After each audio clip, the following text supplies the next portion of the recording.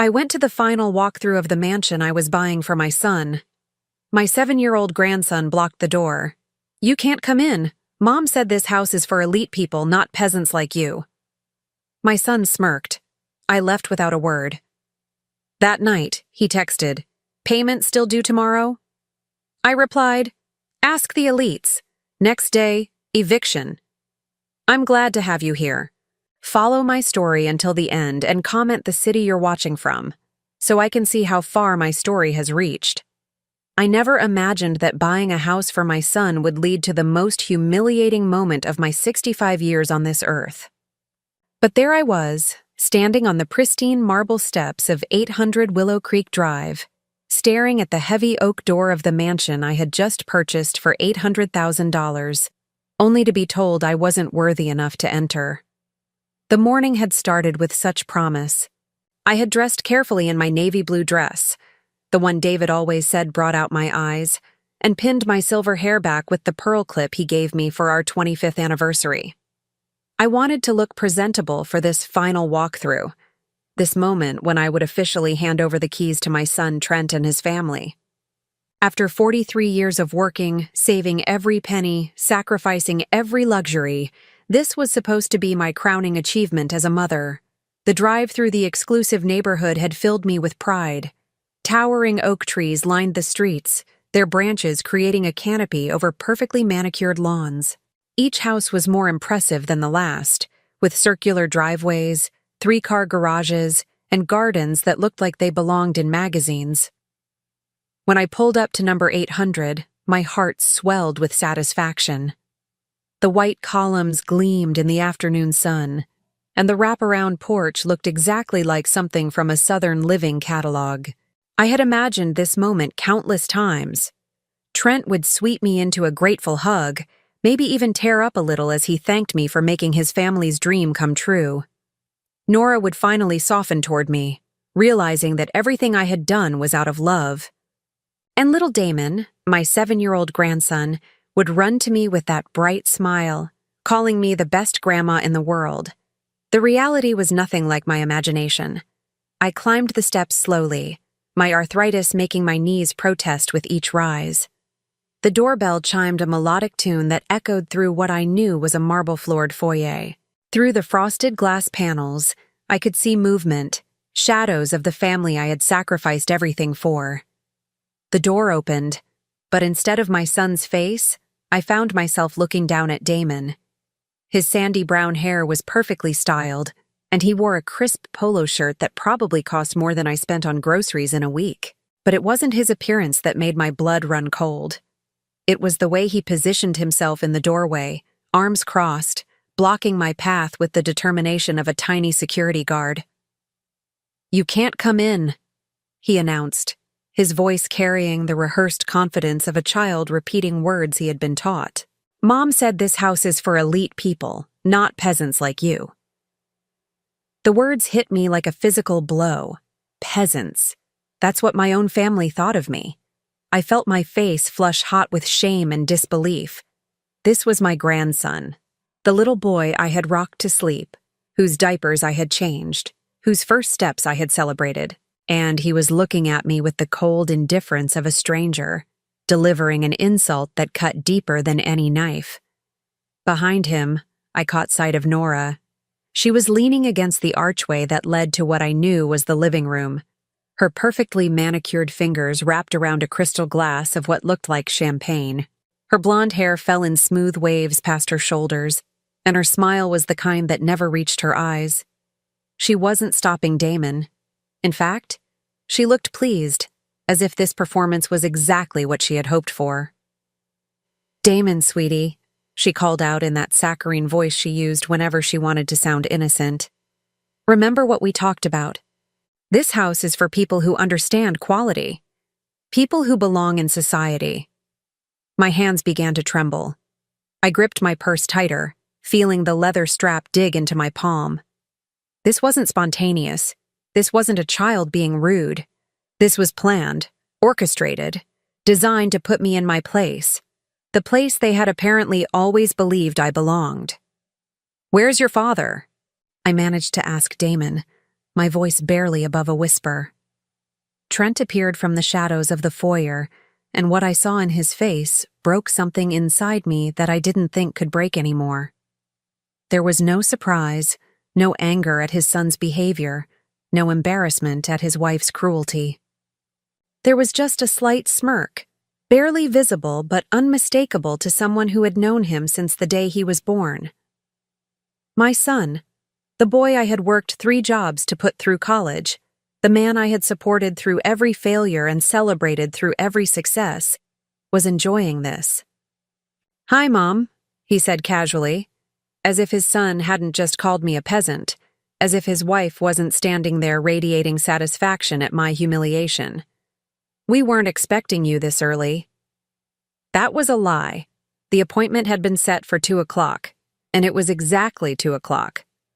I had been precisely on time, as I always was, as David had taught me to be. Punctuality was a sign of respect, he used to say. But apparently, respect was not something this family believed I deserved. "The realtor said 2, I replied, hating how small my voice sounded.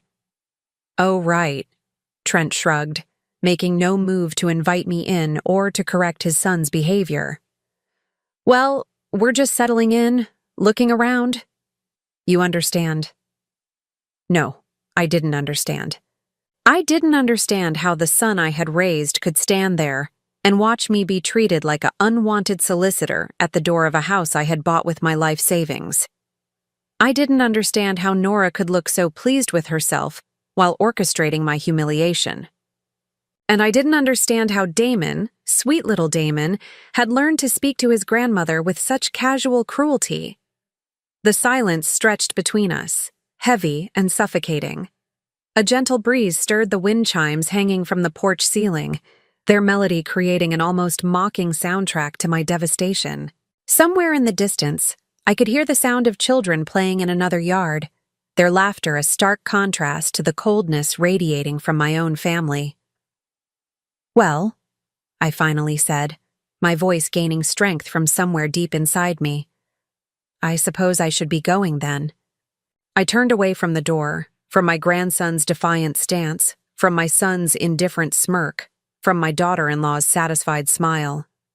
My legs felt unsteady as I walked back down those marble steps, but I kept my spine straight and my head high. I had been dismissed from my own gift, treated like a stranger by my own blood, but I would not give them the satisfaction of seeing me crumble.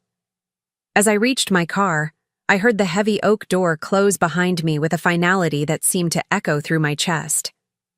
I sat in the driver's seat for a long moment, staring at the mansion I had bought for a family that saw me as nothing more than a means to an end. The pristine white columns suddenly looked cold and unwelcoming. The manicured garden seemed sterile and lifeless. For 43 years, I had believed that love meant sacrifice. I had believed that being a good mother meant giving everything I had and asking for nothing in return.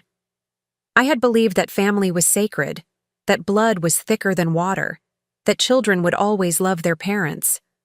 Sitting in that driveway, with the taste of humiliation bitter in my mouth, and the echo of my grandson's words ringing in my ears, I began to understand that I had been wrong about everything. My phone buzzed in my purse, a text message from Trent. "Payment still due tomorrow?" I stared at those words for a long time, feeling something cold and final settle in my chest. Then I typed back 2 simple words. "Ask the elites." As I drove away from Willow Creek Drive, I caught one last glimpse of the mansion in my rearview mirror. It looked smaller somehow, less impressive. But then again, maybe it wasn't the house that had changed. Maybe it was me. That evening, I sat in David's old recliner, the leather worn smooth from 30 years of his presence, and let the memories wash over me like a tide I could no longer hold back. The house felt different now, smaller somehow, as if the humiliation of the afternoon had changed the very air I breathed. Every family photograph on the mantel seemed to mock me, frozen smiles from a time when I believed love was unconditional. I had always been proud of how I raised Trent. After David died 5 years ago, People in our neighborhood would tell me what a devoted mother I was, how lucky Trent was to have someone who cared so much. But sitting there in the gathering darkness, I began to see the pattern I had been blind to for so long. It started when Trent was in college. He had called me crying one night during his sophomore year, saying he couldn't afford his textbooks and might have to drop out. Without hesitation, I had dipped into the emergency fund David and I had built over decades of careful saving. $500 here, $800 there. By the time he graduated, I had spent nearly $120,000 on his education, money that was supposed to secure my own future. "You're investing in his success, Patty," David had said when I expressed my concerns. "A parent's job is never done." But David hadn't lived to see what came next. The wedding had been another test of my devotion. Nora had grand dreams and a taste for luxury that far exceeded what Trent could afford on his entry-level marketing salary. I had watched her flip through wedding magazines, circling venues that cost more than most people's houses, selecting flowers that were flown in from Ecuador, insisting on a 7-course meal for 300 guests. "Mrs. Henderson," she had said to me one afternoon, her voice honey-sweet but her eyes calculating. "Trent mentioned you might be able to help with some of the wedding expenses. Nothing major, of course, just maybe the flowers or the venue deposit." I should have seen the manipulation then. The way she never called me Mom, even though I had invited her to. The way she positioned herself as doing me a favor by allowing me to contribute to their special day. The way Trent sat silent while she negotiated my financial involvement in their life. I had written a check for $50,000, half of my retirement savings at the time. It covered the flowers, the venue, the photographer, and the honeymoon to Tuscany that Nora deemed essential for their happiness. "You're too generous, Mom," Trent had said when I handed him the check. But there was no protest in his voice, no suggestion that maybe the amount was too much. There was just acceptance, as if my money was his birthright. The pattern continued after they married. Their first apartment wasn't good enough for Nora's standards. She needed space for entertaining, she said, a kitchen worthy of the dinner parties she planned to host for Trent's career advancement. I had helped with the down payment on their first house, another $80,000 that vanished from my savings account like water through a sieve. Then came the emergencies. Trent's car breaking down, an unexpected tax bill, medical expenses when Damon was born. Each time I was the solution to their problems, the bank account they could draw from without interest or repayment schedules. $15,000 here, $20,000 there, each request accompanied by promises to pay me back when things got better. Things never got better, but the requests never stopped. I remembered the day Nora had suggested I sell David's tools. "He's not using them anymore, Mrs. Henderson," she had said with that practiced sympathy she wore like expensive perfume. "And Trent could really use the money for that business opportunity we told you about." Those tools had been David's pride and joy. He had collected them over decades, each one chosen with care, maintained with love. They were all I had left of the man who had built our life together with his own hands. But Nora spoke as if keeping them was selfish, as if honoring my husband's memory was less important than funding another one of Trent's failed ventures. I had refused that time, one of the few times I had ever said no to them. Nora's mask had slipped for just a moment, and I had seen something cold and calculating underneath. But I had dismissed it, told myself I was being paranoid, that grief was making me suspicious of people who only wanted to help. Now, sitting in David's chair, I understood that I had been seeing the truth all along. I had just been too afraid to believe it. The signs had been there at every family gathering.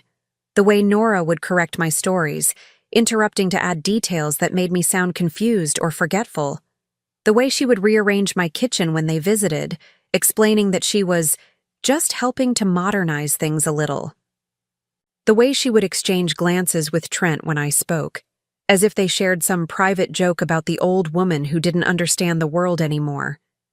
I thought about the Christmas dinners where I had cooked for hours, only to watch Nora take photos of the food and post them on social media as if she had prepared everything herself.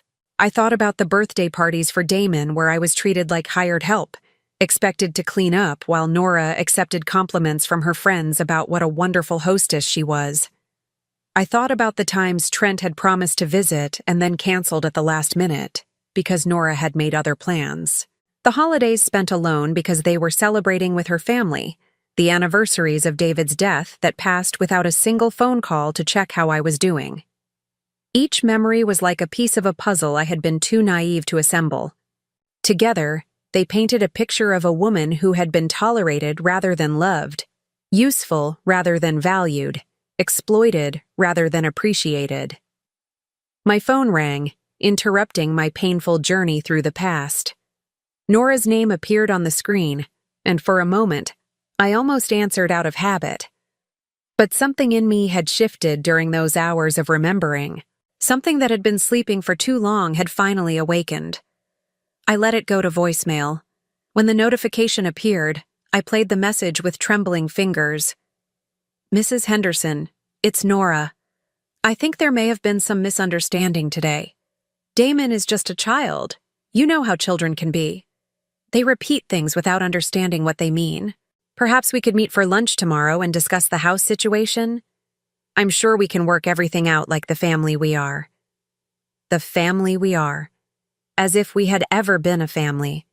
As if I had ever been anything more to her than an aging wallet, a convenient source of funding for the lifestyle she felt she deserved.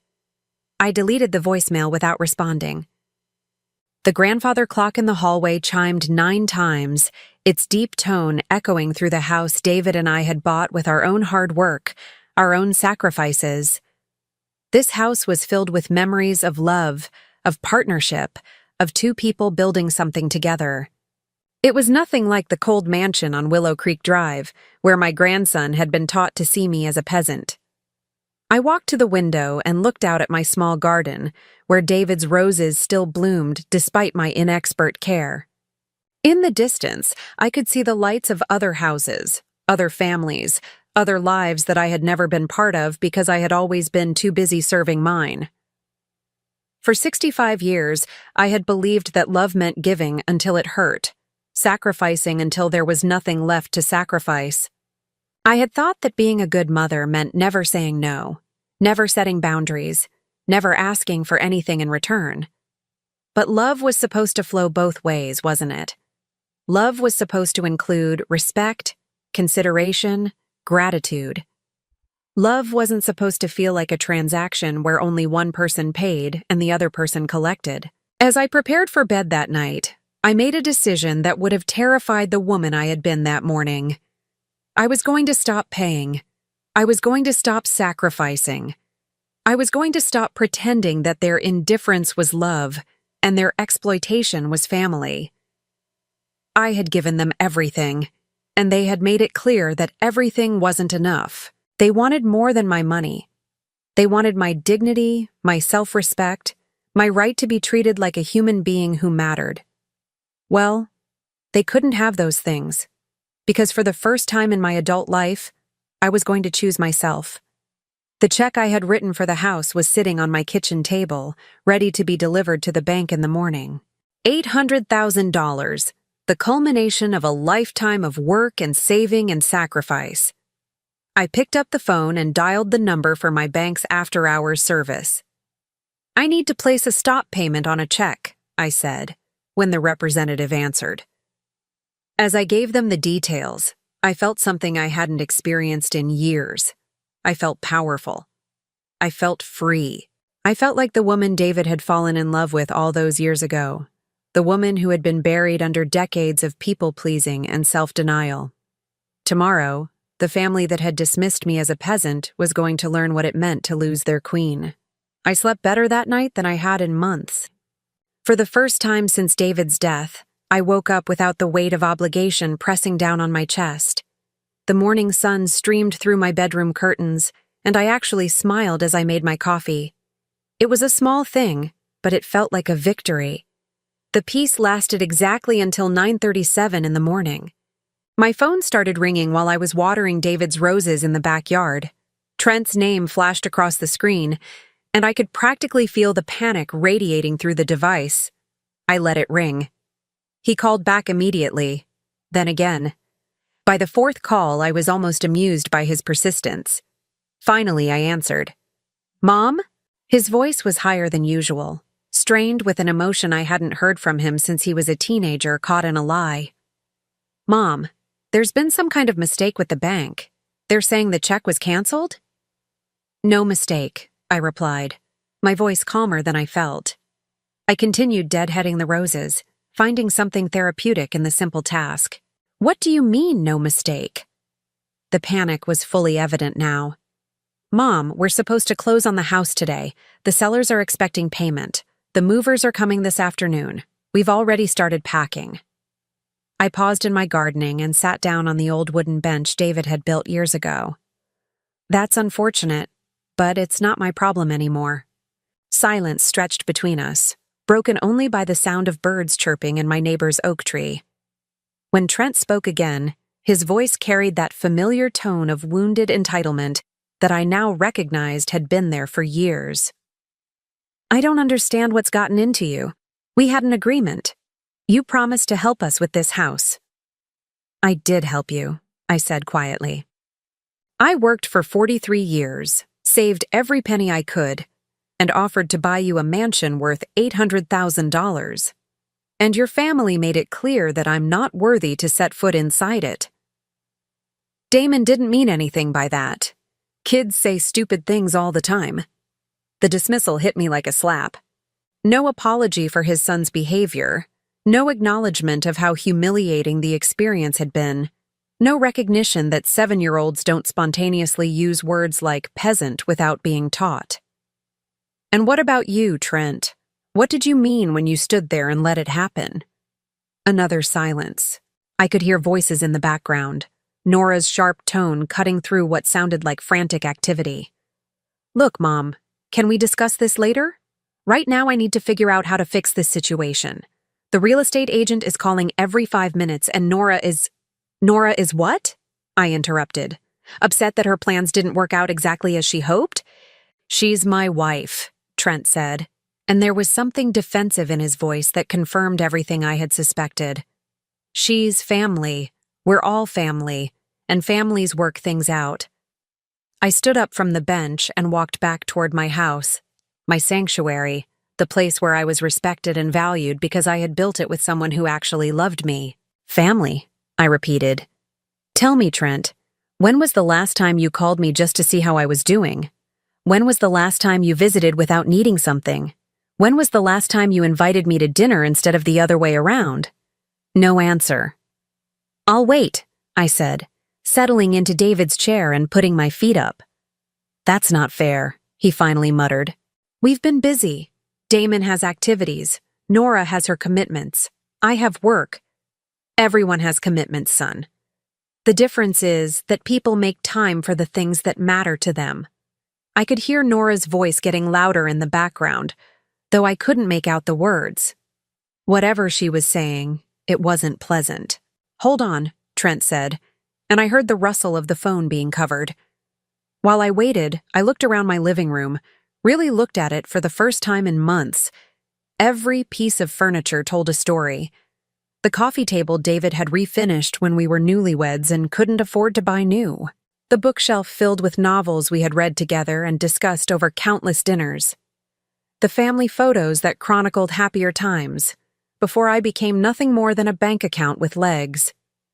Trent came back on the line, and his voice had changed. The panic was still there, but now it was edged with something harder. Nora wants to talk to you, he said. Before I could respond, my daughter-in-law's voice filled my ear, sickeningly sweet, but with an undertone that made my skin crawl. Mrs. Henderson, darling, I think we need to sit down and discuss this rationally. You're obviously upset about yesterday, and I understand that. But we can't let a simple misunderstanding destroy everything we've worked toward as a family. Everything you've worked toward, I corrected. I don't recall being consulted about your family's goals. That's not true at all, she laughed, but there was no humor in it. We've always included you in our decisions. You knew we were looking for a bigger house. You knew how important it was for Damon to grow up in the right neighborhood.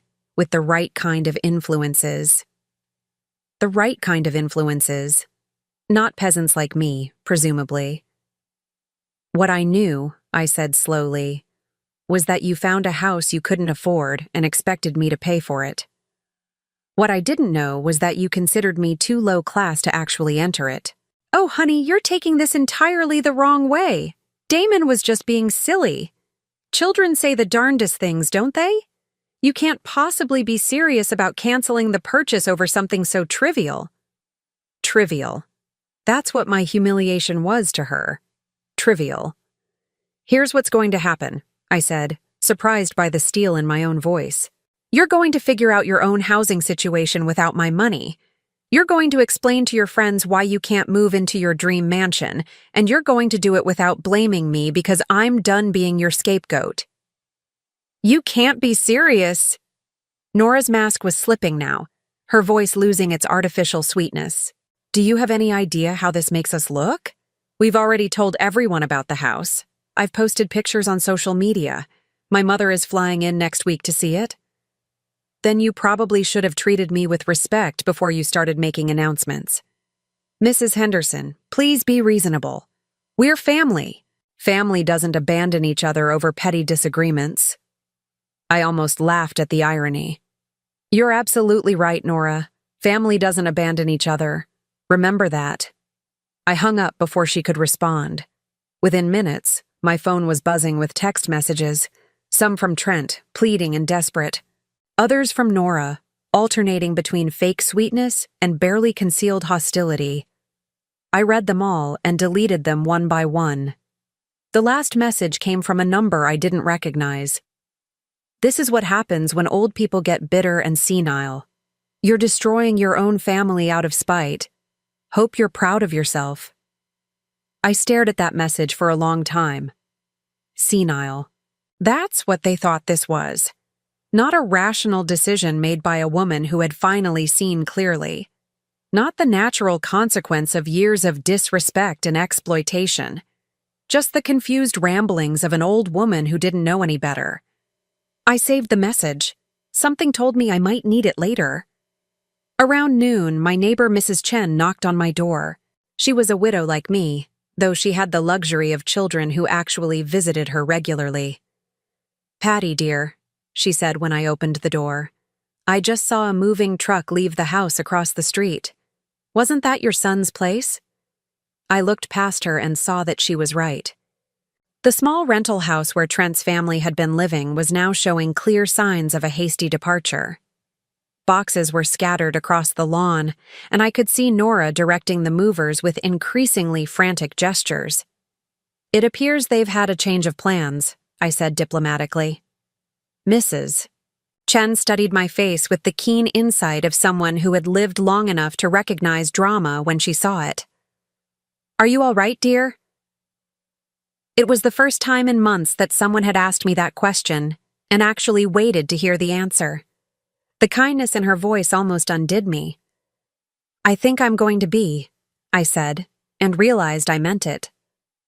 That evening, as I sat down to a quiet dinner for one, I felt something I hadn't experienced in years. Pride. Not the hollow satisfaction of paying someone else's bills, or the brief pleasure of being thanked for a gift I couldn't afford. Real pride. The kind that comes from standing up for yourself even when it costs you something. My phone rang one more time that day. This time it was a number I didn't recognize, but when I answered, I heard Damon's small voice on the other end. Grandma Patty? Mommy says we can't live in the big house anymore because you changed your mind. She says you don't love us anymore. My heart broke a little, listening to this confused child who had been taught to weaponize his innocence. I love you very much, Damon, I said gently, but love doesn't mean giving people everything they want, especially when they're not grateful for it. I don't understand, he said, and for the first time, he sounded like the 7-year-old he actually was instead of the little soldier his parents had trained him to be. I know you don't, sweetheart, but someday you will. The line went quiet, and I could hear Nora's voice in the background, sharp and angry. The phone disconnected abruptly. I sat in the growing darkness of my living room, surrounded by the life David and I had built together, and felt something settling into place inside me. It wasn't happiness exactly, not yet. But it was something better than happiness. It was peace with my own decisions. And for a woman who had spent most of her life trying to please everyone else, that was a revolution. 3 days after I canceled the check, my world exploded in ways I never could have imagined. I had thought the worst was over, that I had seen the full extent of my family's betrayal. I had no idea how naive I was being. It started with a phone call from my bank. "Mrs. Henderson?" The voice belonged to Janet, the customer service representative I had worked with for over 20 years. "I'm calling about some unusual activity on your accounts. Could you come in this afternoon? There are some documents I think you should see." The tone in her voice made my stomach clench.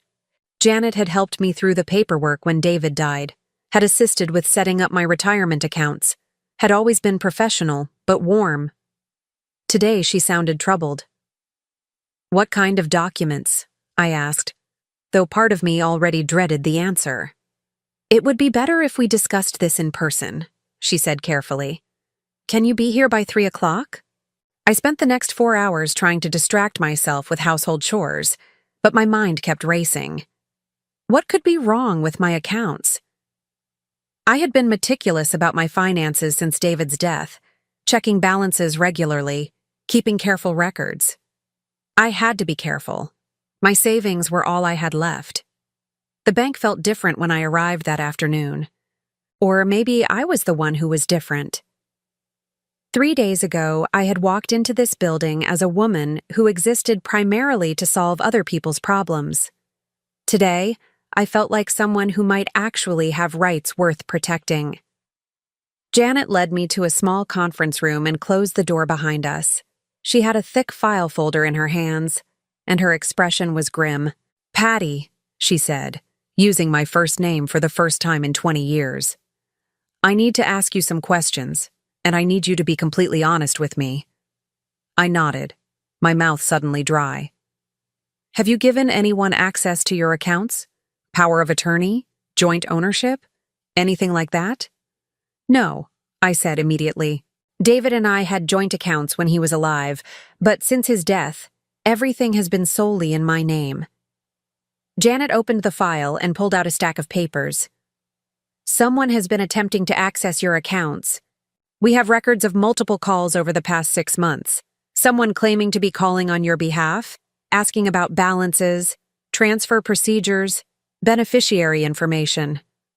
My hands began to tremble. "Who?"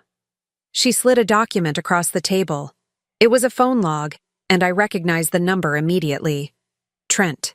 Your son has called 17 times in the past 6 months, Janet said quietly. "Initially, our representatives told him they couldn't discuss your accounts without your authorization. But then this arrived." She handed me another document, and my blood turned to ice.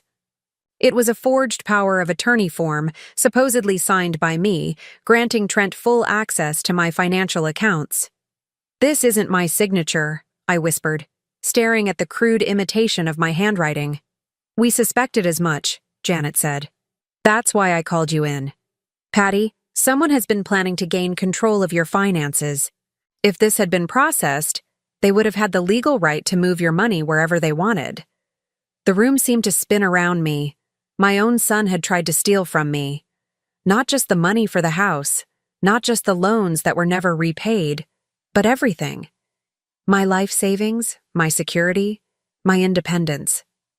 "There's more," Janet said gently. "We've also discovered that someone has been making inquiries about your life insurance policy, your property deeds, and your existing will." I felt like I was drowning. "My will? Do you have a copy of your current will at home?" I nodded numbly. David and I had updated it after his death, leaving everything to Trent because he was our only child. It had seemed like the natural thing to do at the time. "I think you should check it when you get home," Janet said. "And Patty? I think you should consider whether it still reflects your wishes." The drive home was a blur. I kept thinking about all the times Trent had casually asked about my paperwork, all the occasions when he had volunteered to help me get organized. I had thought he was being thoughtful. Now I realized he had been conducting reconnaissance. My will was exactly where I had left it, in the fireproof safe David had insisted we buy. But as I read through it, I saw things I had missed before. The language was oddly specific about when Trent would gain control of my assets, not just after my death, but if I were ever declared mentally incompetent or unable to manage my own affairs. Had I been stupid enough to sign something like that?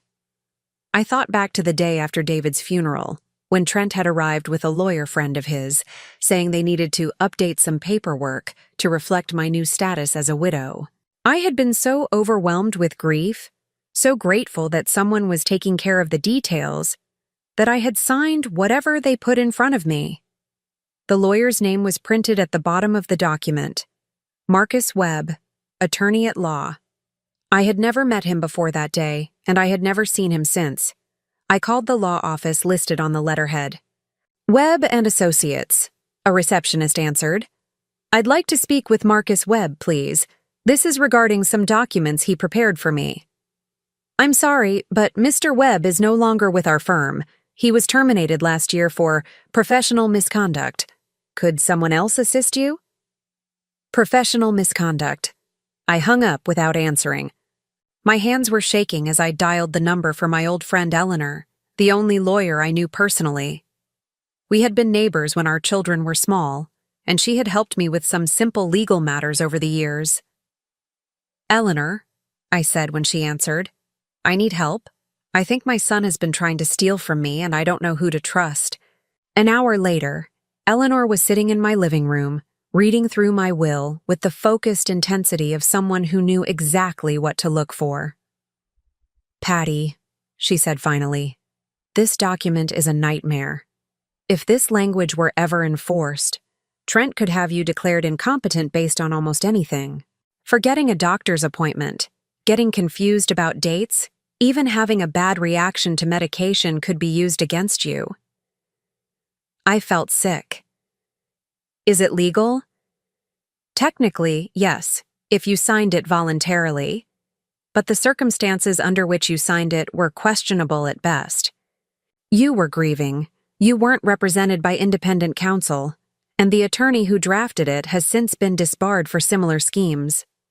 "Schemes?" Eleanor's expression was grim. Marcus Webb made a specialty of helping adult children gain control of their parents' assets. He would draft documents that looked like standard estate planning, but were actually designed to make it easy to declare the parent incompetent and seize their money. The pieces were falling into place with horrifying clarity. The pressure to buy the expensive house, the casual questions about my health and memory, the way Nora would make comments about how forgetful I was becoming, how worried they were about me living alone. They hadn't just been planning to take my money. They had been building a case to take my freedom. "What can I do?" I asked. Eleanor smiled, and it was the first genuinely warm expression I had seen all week. "Quite a lot, actually. First, we're going to draft a new will, one that actually reflects your wishes. Second, we're going to revoke any powers of attorney you may have signed. And third, we're going to make sure your son understands that his little scheme has been discovered." "I want him prosecuted," I said, surprised by the vehemence in my own voice. "Patty, are you sure? He's your son. Even with everything he's done." "Especially because he's my son," I interrupted. "I raised him to know right from wrong. If he chooses to ignore that, he needs to face the consequences." Eleanor nodded approvingly. "Good for you. It's about time someone in your family learned that actions have consequences." As we worked through the afternoon, revising documents and building a case, I felt something I had never experienced before: the satisfaction of fighting back. For too long, I had accepted whatever my family chose to do to me, telling myself that keeping the peace was more important than standing up for myself. But some lines, once crossed, changed everything. That evening, as Eleanor packed up her files, She paused at my front door. "Patty, I have to ask, what made you finally decide to fight back? What was the breaking point?" I thought about Damon's small face at the mansion door, about the word peasant delivered with such casual cruelty, about Nora's satisfied smirk and Trent's silent complicity. I realized, I said slowly, that I had been so afraid of losing my family that I had forgotten I was supposed to matter too. Eleanor squeezed my hand. "You matter more than you know, and by the time we're finished, your son is going to understand that." After she left, I sat in David's chair and allowed myself to feel the full weight of what I had discovered. My son, the baby I had nursed through fevers and celebrated through achievements, had been planning to steal my life away from me piece by piece. But I wasn't going to let that happen. For the first time in years, I was going to use the strength David had always said I possessed. Tomorrow, I would start building a new life. A life where I mattered, where I was respected, where I was more than just a means to someone else's end. And if my family couldn't accept that version of me, then they weren't really my family at all. 2 weeks after I discovered the extent of their betrayal, they came crawling back.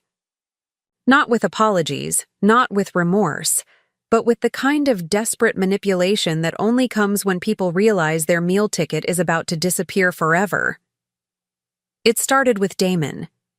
I was in my garden, deadheading the last roses of the season, when I heard his small voice calling from the sidewalk. "Grandma Patty, please don't be mad at me." I looked up to see him standing at the edge of my property, his little face streaked with tears, wearing clothes that looked like he had slept in them. Behind him, parked across the street, I could see Nora's car with the windows rolled down. She was watching, waiting to see if her latest strategy would work. My heart clenched. Whatever my feelings toward his parents, Damon was an innocent child caught in the middle of a war he didn't understand. I set down my garden shears and walked to the fence. "I'm not mad at you, sweetheart," I said gently, kneeling down so we were at eye level. "You didn't do anything wrong. But Mommy says you hate us now. She says you took away our house because you don't love us anymore." His voice broke on the last word, and I saw exactly what Nora was doing. She was using her own child as a weapon, breaking his heart to try to break mine. "I love you very much, Damon. But love doesn't mean giving people things they haven't earned, or treating someone badly and expecting them to be happy about it." He wiped his nose with the back of his hand. "Daddy says you're being mean because you're old and sad. He says old people sometimes get confused and make bad decisions." The casual cruelty of it took my breath away. They were teaching their 7-year-old son that I was mentally deficient, setting him up to see me as someone whose words couldn't be trusted. "What do you think, Damon? Do I seem confused to you right now?" He studied my face with the serious intensity that children bring to important questions. "No, you seem like Grandma Patty." "That's because I am Grandma Patty. And Grandma Patty makes decisions for good reasons, even when other people don't like those decisions." From across the street, I heard Nora's car door slam. She was getting impatient, probably worried that her script wasn't being followed closely enough. "I have to go," Damon whispered, glancing nervously toward his mother. "But Grandma Patty? I'm sorry about what I said at the house.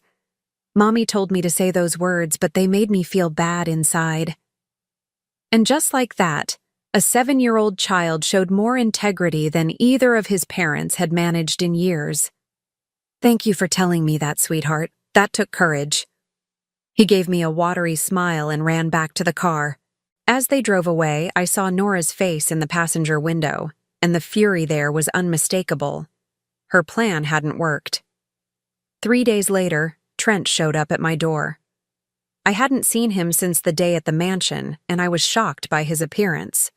He looked like he had aged 5 years in 2 weeks. His clothes were wrinkled, his hair uncombed, and there was a desperate quality to his movements that reminded me of the night terrors he used to have as a child. "Mom," he said when I opened the door, "we need to talk." "No," I replied, "we don't." I started to close the door, but he put his hand against it. Please, 5 minutes. That's all I'm asking. Against my better judgment, I let him in. He stood in my living room, the place where I had comforted him through heartbreaks and celebrated his successes, and I could see him taking inventory, probably calculating what everything was worth. You look tired, I observed. He laughed, but there was no humor in it. Yeah, well, it's been a rough couple of weeks. We've been staying in a motel since we had to move out of the rental. Nora's not handling it well. I'm sure she isn't. Mom, I know you're angry, but think about what you're doing. You're destroying your own family over a misunderstanding. I sat down in David's chair and folded my hands in my lap. Tell me about the power of attorney, Trent. The color drained from his face. What power of attorney? The one you forged, the one that would have given you control over all my money. For a moment, he just stood there, opening and closing his mouth like a fish gasping for air. Then, to my amazement, he tried to lie. I don't know what you're talking about. Someone must have made a mistake at the bank. The bank has recordings of you calling 17 times, trying to access my accounts. They have copies of documents with my forged signature, and I know about Marcus Webb. That name hit him like a physical blow. His shoulders slumped, and for the first time since he was a teenager, I saw my son look genuinely ashamed. How did you find out about Marcus? It doesn't matter how. What matters is that you tried to steal from me. Your own mother. It wasn't stealing, he said quickly, desperately. It was just planning ahead, making sure your affairs were in order. Nora was worried about you living alone, making financial decisions without anyone to help you. Stop. My voice cut through his excuses like a blade. Just stop. I know exactly what you were planning, and it had nothing to do with helping me. He was quiet for a long moment, and when he looked at me again, I saw something I had never seen before in my son's eyes. Hatred. You're going to regret this, he said quietly. You think you're so smart, so independent, but you're just a lonely old woman with no one left who cares about you. If that's true, I replied evenly, then what does that say about the son I raised? He flinched as if I had slapped him. I tried to give you everything, he continued, his voice rising. A good childhood, a college education, financial support whenever you needed it. And this is how you repay me? By humiliating me in front of my wife and child? The audacity of it was breathtaking. You tried to give me everything? Trent, I worked 3 jobs to put you through college. I gave you the down payment for your first house. I've been supporting your family for years. What exactly did you give me? I gave you purpose, he shouted. I gave you a reason to get up in the morning. Without us, what do you have? What's the point of your life without your family? And there it was, the truth that had been hiding behind all the manipulation and fake concern. In his mind, I existed solely to serve his needs. My money, my time, my life itself had no value except as it related to him. Get out, I said quietly. Mom, get out of my house, now. He stood there for a moment longer, probably calculating whether there was any argument left that might work. But something in my expression must have convinced him that this particular well had run dry. Fine, he said, walking toward the door. But don't come crying to us when you realize what you've thrown away. Don't expect us to take care of you when you're sick and alone and have no one left. I wouldn't dream of it, I replied. After he left, I locked the door and leaned against it, my heart pounding. The conversation had been brutal, but also liberating. For the first time, we had both said exactly what we meant. There were no more illusions to maintain, no more pretenses to honor. That evening, I called Eleanor and told her about Trent's visit. He's getting desperate, she said. That's actually a good sign for us. Desperate people make mistakes. What do you mean? I've been doing some research into your son's financial situation. Did you know he owes over $60,000 in credit card debt? And that he's been unemployed for the past 3 months? I nearly dropped the phone. Unemployed? But he said he was fired from his marketing job for falsifying expense reports. Apparently, this isn't his first brush with financial misconduct. Everything was clicking into place. The urgency about the house purchase, the pressure to make decisions quickly, the elaborate planning around my finances. They hadn't just wanted my money for a better lifestyle, they had needed it to avoid financial ruin. There's something else, Eleanor continued. I've been in touch with the district attorney's office about the forged documents. They're very interested in pursuing charges. Good, I said, and I meant it. Patty, are you absolutely sure about this? Once we move forward, there's no going back. Your relationship with your son will be over. I looked around my peaceful living room, thought about the relief I had felt over the past 2 weeks, the absence of guilt and obligation and constant demands. Eleanor, I said, I think that relationship was over a long time ago. I was just too afraid to admit it. The next morning, I received one final text message from Nora. You're a bitter old woman who will die alone. I hope you're happy with your choice. I read it twice, then deleted it. She was wrong about me being bitter. For the first time in years, I felt nothing but peace. But she was right about one thing. I was happy with my choice. 6 months later, I stood on the deck of a cruise ship watching the sunset over the Mediterranean, a glass of wine in my hand, and the salt breeze in my hair. For the first time in my adult life, I was traveling not because someone else needed something, not because I was solving a crisis or fulfilling an obligation, but simply because I wanted to see the world. The transformation hadn't happened overnight. The first few weeks after cutting ties with Trent had been difficult, filled with doubt and the kind of deep loneliness that comes from dismantling a life you've spent decades building. There were moments when I almost picked up the phone, almost convinced myself that maybe I had been too harsh, too unforgiving, but then I would remember Damon's small face at the mansion door, or Trent's voice when he told me I should be grateful for the purpose his existence gave my life, and the doubt would evaporate. Eleanor had been right about desperate people making mistakes. Trent's financial situation had continued to deteriorate, and in his panic, he had tried to use one of the forged documents to access my accounts directly. The bank's security cameras had captured everything, and the district attorney's office had been very interested indeed. He was currently serving 18 months in minimum security prison for fraud and forgery. Nora had filed for divorce the moment his conviction became public, taking Damon and moving back to her mother's house in California. The last I heard, she was working at a department store makeup counter, a far cry from the elite lifestyle she had always craved. I felt sorry for Damon, caught in the wreckage of his parents' choices.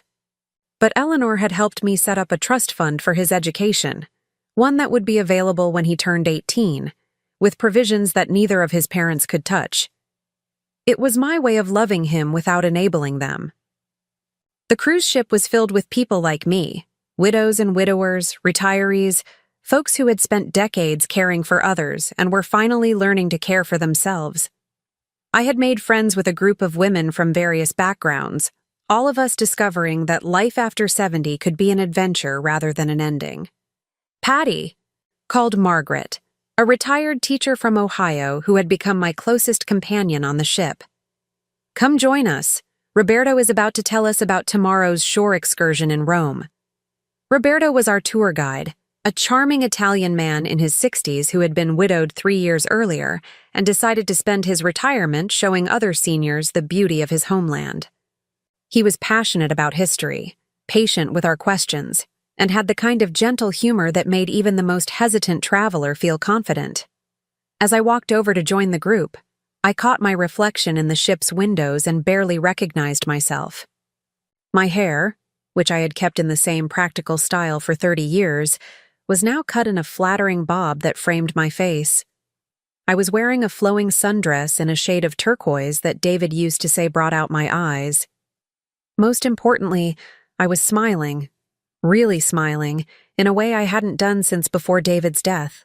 "So tomorrow," Roberto was saying in his accented English, "we will visit the Vatican in the morning, and then I will take you to a little restaurant my family has run for 4 generations. You will taste real Roman cuisine, not the tourist version." The women around me chatted excitedly about the plans, and I found myself caught up in their enthusiasm. When was the last time I had looked forward to something just for the joy of it? After the group dispersed, Margaret lingered beside me at the ship's railing. "You seem different today," she observed. "Lighter somehow." I had told her some of my story during our long conversations over dinner and afternoon wine. She was a good listener, and she had shared her own tale of a daughter who had expected her to babysit grandchildren for free while working full-time as a teacher, never acknowledging the sacrifice involved. "I got a letter today," I said, pulling the envelope from my purse. "From my son." Margaret's eyebrows rose. "The one in prison?" I nodded. The letter had been waiting for me at the ship's communications center, forwarded from my address back home. I had debated whether to open it, but curiosity had won out. "What did he say?" I unfolded the single page and read aloud. "Mom, I've had a lot of time to think, and I realize now that I made mistakes. I was selfish and I hurt you, and I'm sorry for that. I know you probably don't want to hear from me, but I wanted you to know that I understand why you did what you did. You were right to protect yourself. I hope someday you can forgive me, and maybe we can start over. I love you. Trent." Margaret was quiet for a moment.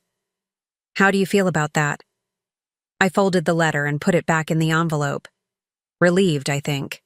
For the first time, he actually sounds like the son I tried to raise. "Are you going to write back?"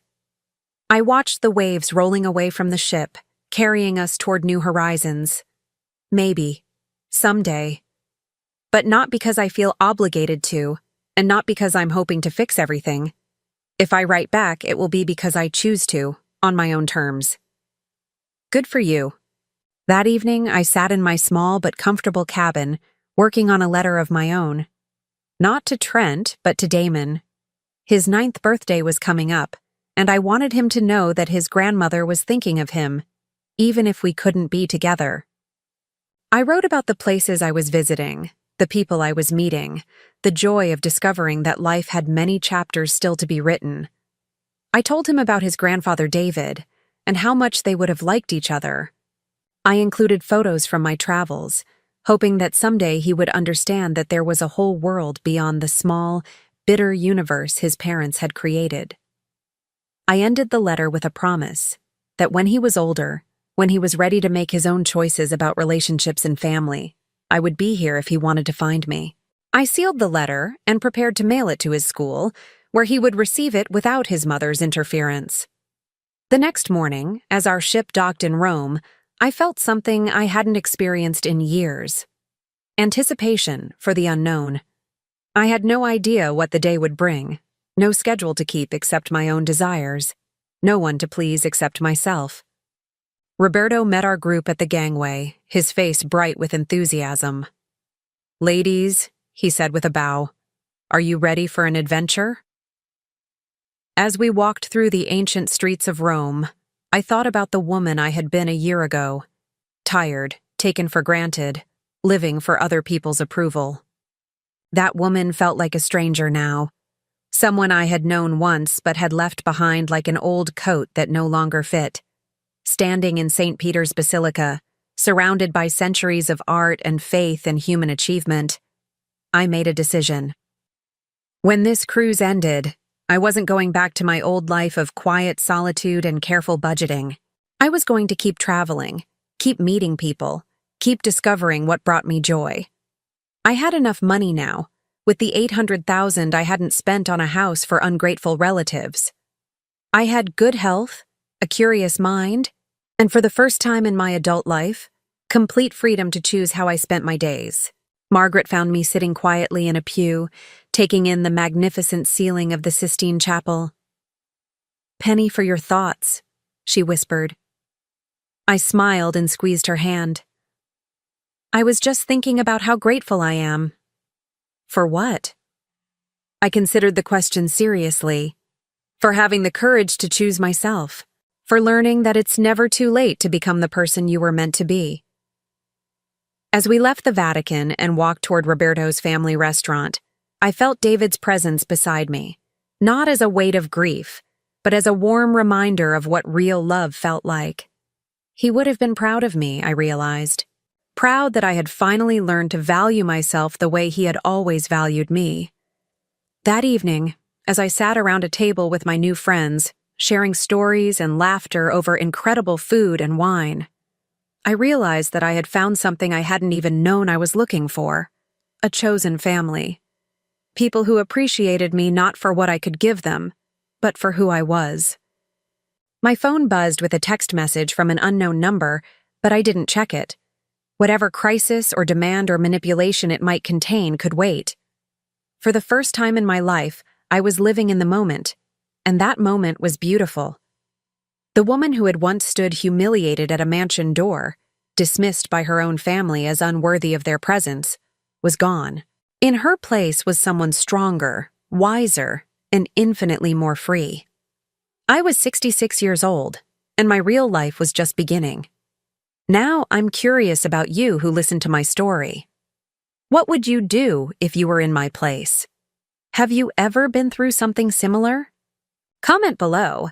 And meanwhile, I'm leaving on the final screen 2 other stories that are channel favorites, and they will definitely surprise you. Thank you for watching until here.